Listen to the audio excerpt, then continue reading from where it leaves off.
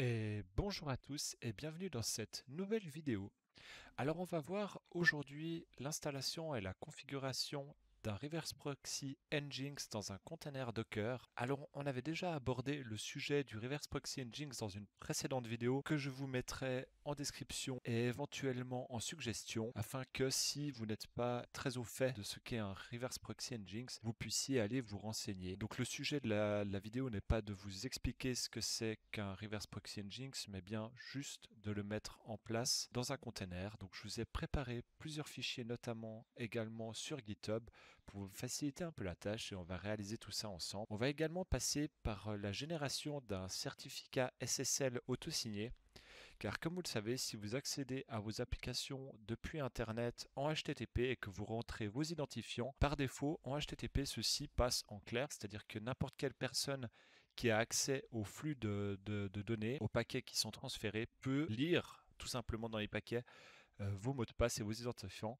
Donc c'est toujours très recommandé de passer par l'utilisation d'un certificat SSL. Même s'il est auto-signé, ça aura au moins l'avantage de crypter les échanges entre les participants. Donc on va voir cette configuration maintenant. Donc au niveau de l'environnement que j'ai préparé et de ce qu'on va chercher à faire, on va tout d'abord chercher à atteindre ces deux adresses-là au travers d'un reverse proxy. Donc tout simplement le portainer qui est installé sur le serveur pour la gestion des containers, et puis tout simplement le serveur Open Media Vault lui-même qui tourne sur le port 80 et puis Portainer sur le port 9000. J'ai préparé donc dans mon fichier host pour les tests afin de simuler le domaine externe. De nouveau, si vous pouvez aller jeter un œil à la précédente vidéo sur Nginx, on parle de ça un tout petit peu plus en détail, mais j'ai préparé ici au fait de quoi tester les deux domaines de reverse proxy qui seront configurés par la suite. Et puis ici, on a évidemment sur le GitHub tous les fichiers et quelques explications pour cette configuration-là pour que vous puissiez par la suite reproduire tout ça. Dans un premier temps, donc, on va mettre en place le reverse proxy tout simplement sans certificat SSL. On va valider que ça fonctionne. Puis ensuite, dans un deuxième temps, on va générer le certificat SSL auto-signé, évidemment. Vous pouvez bien sûr utiliser votre certificat si vous en avez un. Mais voilà, dans ce cas-là, on va utiliser un certificat SSL auto-signé. Puis on va ensuite reconfigurer les sites que l'on a préparés pour qu'ils utilisent le certificat SSL. Alors, on va commencer tout de suite. On a ici notre installation Open Media Vault sur laquelle on est connecté en SSH. On va donc démarrer le container Docker dans Shared Folders et Docker. Donc, il n'y a actuellement aucune configuration. Donc, on va prendre notre petit guide qui se trouve là. On va tout simplement venir cloner notre repository dans le dossier qui nous servira de base pour le container Nginx. Donc, si, comme moi, vous mettez toutes les configurations dans le dossier Docker, vous pouvez tout simplement venir vous placer dans ce dossier-là avec la commande cd. Et puis ensuite, vous pouvez venir cloner le repository directement ici. Voilà, le dossier est à présent ici. On voit qu'on a l'équivalent de ce que l'on retrouve sur le GitHub.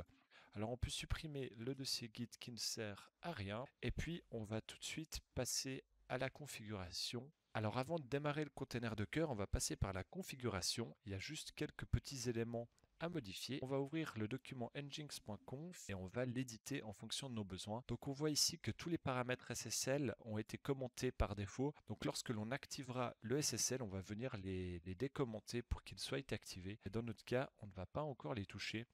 Et de ce fait, ici, au fait, on n'a autrement aucune configuration à venir faire par défaut. Donc ce fichier-là, lorsqu'on n'utilise pas le HTTPS, on n'a pas de modification à venir faire dedans.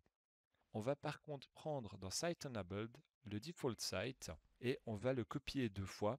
Il vous faudra autant de fois de ces fichiers que vous avez de sites. Alors je trouve ça très commode au fait pour simplement l'édition. Le problème avec Nginx, c'est qu'il y a autant de façons de configurer qu'il y a d'êtres humains sur la planète. Donc voilà, moi j'aime bien faire comme ça. Évidemment, vous pouvez prendre vos propres habitudes. Donc on va copier ce fichier-là et puis on va l'appeler par exemple Portainer. Et on va faire de même, mais cette fois-ci pour OMV. Voilà, donc on a cloné notre default site dans deux autres configurations différentes et on va venir les éditer pour que ça corresponde à ce que l'on souhaite avoir. On va ouvrir ce fichier et l'on retrouve ici les paramètres qui ont été configurés par défaut. De nouveau ici, tous les paramètres SSL sont à nouveau commentés. On viendra les décommenter par la suite. Pour le server name ici, il vous faudra mettre le nom de domaine qui va vous servir d'accès depuis l'extérieur. Pour Portainer, dans notre cas, on va par exemple mettre test1.labo.local.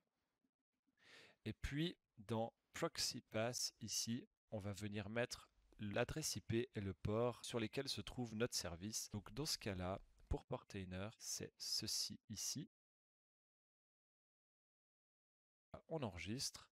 Donc évidemment, si vous avez un serveur en HTTPS derrière, n'oubliez pas ici de mettre le HTTPS. Bien évidemment, si vous accédez depuis le port 80 sur un serveur HTTPS qui est derrière votre reverse proxy, les communications jusqu'à votre serveur ne seront pas cryptées. Donc gardez ça en tête. Alors on va faire également la modification pour notre accès Open Media Vault. Et cette fois-ci avec test2.labo.local. Et puis ici, on va mettre donc notre adresse IP et notre port. Donc c'est 10.0.0.126 et le port c'est 80.80. On a configuré nos deux sites, notre configuration Nginx est prête. On va venir démarrer le container. Donc pour ça, on va venir ici chercher notre petite ligne de commande afin de démarrer notre container. On va juste adapter un tout petit peu pour que nos emplacements correspondent. Donc dans notre cas, le dossier Nginx se trouve ici. Donc dans Shared Folders, Docker, Nginx. Donc on va copier ce chemin-là et on exécute le container. On peut aller voir si le container a correctement démarré et voir ses logs avec la commande docker logs-f nginx. Alors là, il nous donne une erreur due au fait qu'il y a dans site enabled, il y a le default site et il n'aime pas du coup avoir cette configuration là par défaut. Donc on peut tout simplement le supprimer pour ne pas avoir d'erreur. On va redémarrer le container de manière propre. Et on va recontrôler les logs afin de vérifier qu'il n'y a pas d'erreur. Voilà, donc maintenant c'est correct, on n'a plus d'erreur au démarrage du container. On doit donc pouvoir, avec les noms d'hôtes que l'on a configurés, accéder à la fois à Portainer avec le test1.labo.local et à Open Media Vault avec test2.labo.local qu'on va contrôler ça. Donc test1.labo.local.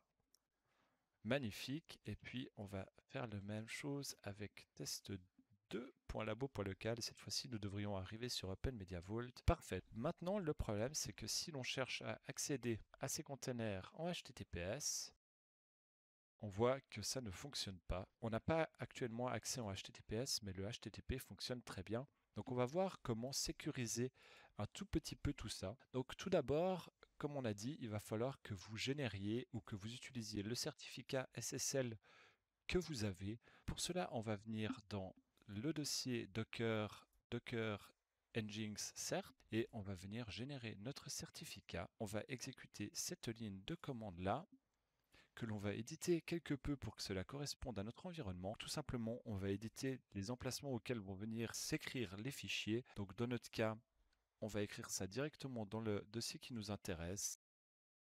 Et puis on va éditer ici Days afin d'avoir un certificat qui dure un peu plus long. Donc on va par exemple mettre 1000 jours. Donc ici il nous est demandé plusieurs informations. Ce seront les informations qui seront contenues dans le certificat. Étant donné que c'est un certificat auto-signé, il n'y a pas forcément d'intérêt à les remplir. Donc vous pouvez tout simplement faire Enter. Et on voit ici maintenant que nos deux fichiers ont été créés. Donc on a ici la clé privée. Et puis donc dans le document, on a la clé publique. Il va falloir maintenant configurer Nginx pour qu'il utilise ce certificat. Donc pour ça, on va revenir dans notre configuration Nginx. La première chose à faire, c'est de vérifier que Nginx utilise bien les bons fichiers. Donc dans notre cas, c'est déjà juste vu qu'on a pris un peu les fichiers par défaut. Et il va les chercher donc dans etc nginx cert certificate. L'emplacement est tout à fait correct vu qu'on a monté notre dossier shared folder sur /etc/nginx. Donc si vous modifiez quelque chose par rapport au nom des fichiers, vous avez juste simplement à venir éditer ici le nom pour que ça matche avec le nom de votre certificat. Donc dans ce cas-là, on va tout simplement venir décommenter les lignes SSL, puis on va venir en bas activer l'écoute sur le port 443 qui est nécessaire à un bon fonctionnement et l'on enregistre. Maintenant, il va falloir qu'on édite nos deux fichiers de configuration pour nos sites afin que ceux-ci également tiennent compte de la configuration HTTPS. Donc on va reprendre notre fichier portainer.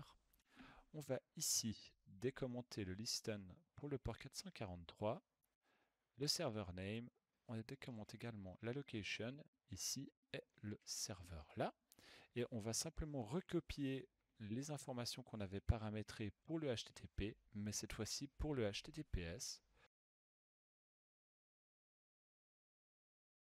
et on enregistre. On va faire de même pour Open Media Vault, donc on reprend notre proxy pass,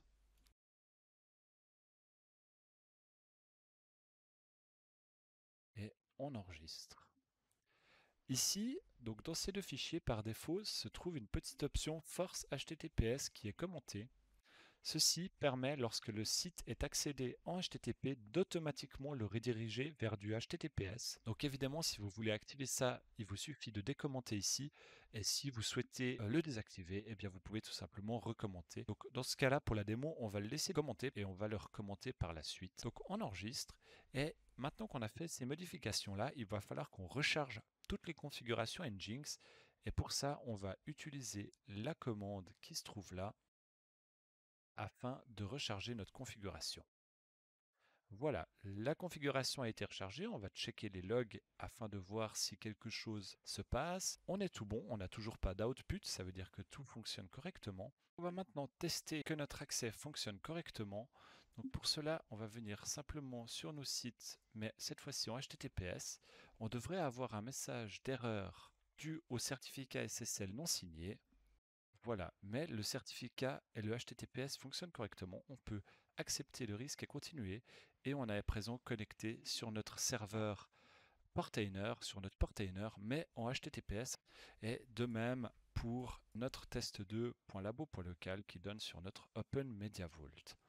Maintenant, on a vu que dans ce cas-là, les deux configurations fonctionnent à la fois en HTTP et en HTTPS, c'est-à-dire que lorsque j'accède au site en HTTP, j'accède à la version HTTP, et lorsque je vais en HTTPS, j'ai accès à la version en HTTPS, et si l'on veut modifier ce comportement-là afin de n'utiliser que du HTTPS, ce que je vous recommanderais, il va falloir venir éditer les fichiers de configuration afin de décommenter cette ligne-là pour automatiquement forcer l'utilisation du HTTPS. On décommente ces deux lignes. On va à nouveau recharger notre configuration. On va rechecker les logs pour vérifier qu'il n'y a aucun problème, donc toujours aucun output, tout est bon. Et on va maintenant valider que notre site n'utilise plus du tout du HTTP. Donc là, on est en HTTP également ici. Et si je fais un F5, je dois être dirigé sur le HTTPS. Donc du coup, bon, le fait que je fasse un autre site et que je revienne m'a fait passer en HTTPS. Mais si on vient ici et que je fais F5, automatiquement je passe en HTTPS, donc il n'est plus possible d'utiliser du HTTP pour accéder à ces sites web là. Donc voilà, c'est tout pour cette vidéo. J'espère que ça vous a plu, que ça vous a aidé, que ça vous a donné envie de configurer un petit reverse proxy pour chez vous. Dans tous les cas, mettez un petit commentaire, un petit like et dites-moi si ça a fonctionné pour vous. Et je vous dis à la prochaine. Ciao ciao.